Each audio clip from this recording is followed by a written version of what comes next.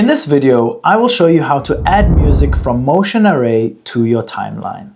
If this guide helps, please consider liking and subscribing so others can see it too. What's up guys, my name is Kyle from GuideWise. At the top in Motion Array, you will see music. Select that. You then have filters in the left column to help refine your search. You can press the play button to preview that song. When you find the song that you like, simply download it. Once your file has downloaded, don't forget to unzip it by simply double-clicking on it.